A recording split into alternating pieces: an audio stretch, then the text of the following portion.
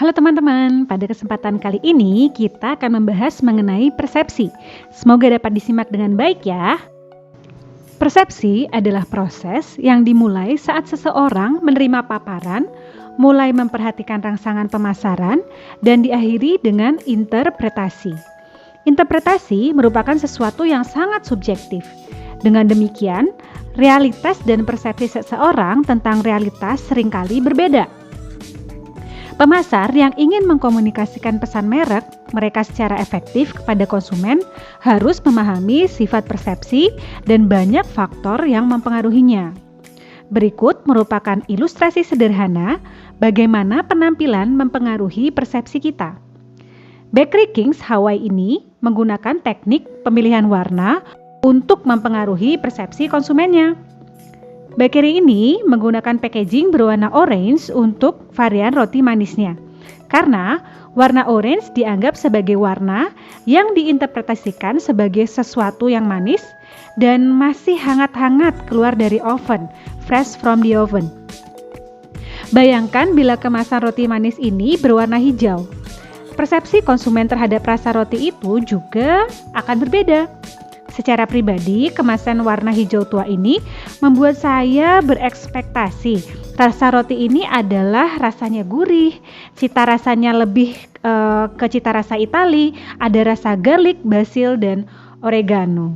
Ini adalah bukti bahwa warna mempengaruhi persepsi. Tahapan proses persepsi itu ada 3. Yang pertama adalah exposure atau paparan, yang kedua ada tahapan perhatian, dan yang terakhir ada tahapan interpretasi. Exposure atau paparan terjadi ketika stimulus berada dalam jangkauan salah satu reseptor sensorik primer individu.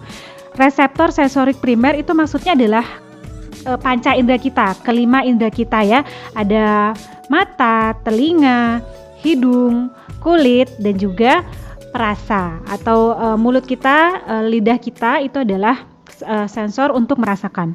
Pada umumnya kita terpapar sebagian kecil saja dari rangsangan yang ada. Ketika konsumen secara aktif menghindari rangsangan pemasaran tertentu, ini disebut selective exposure. Selective exposure pada area periklanan disebut juga dengan istilah ad avoidance. Contohnya ketika kita sedang menonton suatu channel YouTube lalu ada iklan, lalu kita skip dengan cepatnya, kita skip iklan YouTube itu. Atau ketika kita sedang nonton TV, sedang asik-asiknya ternyata iklan. Lalu ketika iklan itu kita mengganti channel TV supaya kita tidak melihat iklan tersebut. Nah, ini adalah hal yang paling membuat para pemasar itu gregetan. Padahal mereka kan sudah memasarkan, sudah beriklan dengan budget yang besar, effortnya besar juga, tetapi malah dihindari oleh konsumennya, terjadi ad avoidance.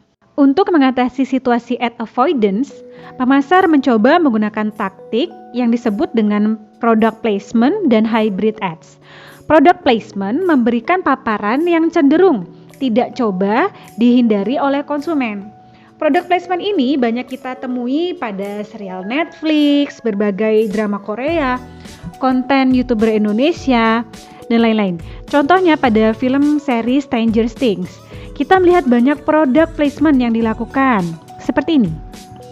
Advertising. So if Netflix says these aren't paid promotions, how are all these brands winding up in your favorite Netflix shows? Refreshment you can trust. A bottle of ice-cold Coca-Cola when you're thirsty. Sweeter, bolder, better. Product placement is nothing new, and in the streaming era, the practice can take a lot of different forms. Because first, I have to drink my Cherry Coke Zero. Some Netflix competitors, like Hulu, have openly pursued a variety of product placement deals. Amazon has ventured into shoppable product placements for Prime Video, and Disney Plus is reportedly open to securing product placement deals for its upcoming original shows. Pemasar semakin mencari cara untuk meningkatkan exposure mereka dengan menempatkan pesan mereka di media yang lebih unik, seperti di sisi truk, taksi, di belakang kendaraan-kendaraan bermotor, di pesawat terbang, pada acara TV, pada konten YouTube, dan juga sampai ke video game. Iklan outdoor berkembang dalam banyak cara baru dibandingkan papan reklame tradisional.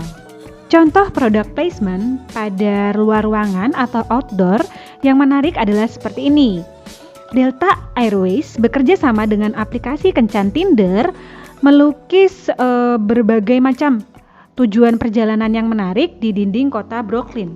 Sehingga para jomblo nih dapat memposting foto narsis mereka di profil kencan Tinder mereka. Nah, sepertinya kan mereka sedang jalan-jalan ke Paris, ya padahal mereka ada di kotanya, yaitu di kota Brooklyn. Iklan luar ruangan semacam itu dianggap eye-catching dan hampir tidak mungkin untuk diabaikan. Nah, iklan video game merupakan media alternatif yang tumbuh paling cepat. Target market utamanya adalah para pria yang umurnya remaja sampai dewasa muda yang cenderung menjadi pemain game dan biasanya menghindari media-media tradisional seperti koran, seperti TV, dan mereka lebih banyak menggunakan atau bersentuhan dengan media game. Ya, ini contoh-contohnya. Number 1. Doritos, Mountain Dew, Pepsi, Axe. The list goes on. Metal Gear Solid Peace Walker. There's arguably no bigger champion of capitalism in video games than Snake, as during the highly convoluted timeline of Metal Gear, every iteration of Snake has played brand ambassador for something. iPods in Metal Gear Solid 4, Calorie Mate in a 1960s Metal Gear Solid 3 Snake Eater years before it was invented. Okay, so Hideo Kojima's iconic franchise can get quite silly sometimes, so these fourth wall breaking brand cameos can be amusing when used sparingly. But there's always someone who takes things a little too far. Isn't that right, Metal Gear Solid Peace Walker? Doritos, Axe, Mountain Dew, Pepsi, Sony Walkmans, I don't know that one. Metal Gear Solid Snake Goes to the Shops edition became the benchmark of how to cram as many brands as possible into a video game that had nothing to do with any of them. Meskipun konsumen sering menghindari iklan dan rangsangan pemasaran lainnya, terkadang mereka secara aktif mencarinya karena berbagai alasan, termasuk karena mereka memang suka dengan iklan tersebut, ya, dengan iklannya tuh sangat menghibur, atau mereka juga sedang mencari informasi, mereka ada kebutuhan atau ada keinginan, jadi mereka mencari iklan-iklan tertentu untuk mencari informasi lebih dalam. Nah, paparan pesan dan iklan online juga bisa bersifat sukarela atau voluntary atau tidak disengaja atau involuntary. Seperti yang kita lihat sebelumnya, paparan iklan banner dan pop-up di internet umumnya tidak disengaja karena konsumen menemukannya saat mencari informasi lain atau hiburan lainnya. Nah, paparan yang sifatnya sukarela atau voluntary, contohnya adalah ketika konsumen secara sengaja mengklik banner atau pop-up karena mereka memang tertarik untuk mencari tahu mengenai suatu produk. Jadi memang sengaja untuk klik iklannya gitu ya, atau mencari iklan tertentu. Konsumen seringkali juga secara sukarela membuka diri pada pesan pemasaran dengan secara sengaja, ya, mengunjungi website-website tertentu atau mendaftar secara online, mendaftar menjadi member untuk dapat menerima kupon atau mendapat informasi mengenai promo-promo tertentu. Gitu ya, sifat sukarela dan dipilih sendiri dari penawaran online tersebut itu terjadi ketika konsumen memilih untuk menerima promosi berbasis email. Sering disebutkan sebagai pemasaran berbasis izin atau permission based marketing. Ya, teman-teman mungkin pernah menjadi membership terhadap suatu produk atau terhadap suatu perusahaan, dan ketika teman-teman menjadi member, teman-teman setiap beberapa minggu sekali akan menerima email-email yang isinya penawaran-penawaran produk baru atau ada promo baru. Nah, konsumen mengontrol pesan yang mereka terima dan akibatnya mereka menjadi lebih reseptif dan lebih responsif terhadap pesan tersebut. Itu adalah permission based marketing atau pemasaran berbasis izin. Tahap kedua dalam perception adalah attention atau memberi perhatian. Attention terjadi ketika salah satu atau lebih dari panca indera kita menerima rangsangan dan sensasi yang dihasilkan lalu masuk ke otak untuk diproses selanjutnya. Secara umum, faktor yang mempengaruhi attention seseorang terdiri dari 3 faktor, yaitu faktor stimulus, faktor individual, dan faktor situasional. Faktor stimulus merupakan ciri fisik dari stimulus itu sendiri, seperti kontras, intensitas, daya tarik, warna, pergerakan, isolasi, format, dan kuantitas informasi. Contohnya, seseorang akan cenderung tertarik untuk memperhatikan suatu objek ketika objek itu warnanya cerah, ya, intensitas tampilnya lebih sering, ukurannya besar, dan bergerak-gerak secara heboh. Nah, makanya banyak nih iklan-iklan yang ditampilkan dengan warna-warna yang cerah atau menampilkan dance-dance yang heboh, seperti itu. Lalu faktor yang mempengaruhi seseorang untuk memberi perhatian atau tidak kepada suatu stimulus adalah faktor individu itu tersebut, ya. Faktor yang kedua adalah faktor individu itu sendiri. Nah, apakah individu tersebut memang sebelumnya sudah memiliki motivasi untuk mencari tahu tentang suatu produk karena memang mereka ada kebutuhan atau memang ada keinginan untuk membeli sebelumnya? Nah, kemampuan seseorang untuk memproses informasi juga merupakan bagian dari individual factors. Contohnya, seseorang yang tidak mengerti bahasa asing akan secara otomatis mengabaikan atau enggan memperhatikan iklan yang di-deliver dalam bahasa asing. Ya, apalagi mereka juga tidak ada kebutuhan. Jadi, faktor kemampuan individu, faktor motivasi dari individu itu juga mempengaruhi apakah seseorang akan memperhatikan suatu stimulus atau tidak. Faktor berikutnya adalah faktor situasional. Faktor situasional merupakan rangsangan yang ditimbulkan oleh lingkungan. Clutter adalah bagian dari faktor situasional. Clutter merupakan kepadatan rangsangan pada lingkungan tertentu. Penelitian di dalam toko menunjukkan terlalu banyak display produk pada lemari toko dapat mengurangi perhatian konsumen. Jadi konsumen ketika melihat terlalu banyak produk jadi malah bingung dan malah jadi tidak bisa memperhatikan dengan baik. Oleh karena itu, perusahaan seperti Walmart melakukan upaya untuk mengurangi varian jumlah pajangan di toko mereka sehingga display tokonya itu lebih rapi, lebih sederhana, dan ketika konsumen akan mencari suatu produk, dia akan lebih mudah menemukan produk yang dicarinya. Program involvement atau keterlibatan program mengacu kepada seberapa tertarik audiens kepada program atau konten editorial di sekitar iklan.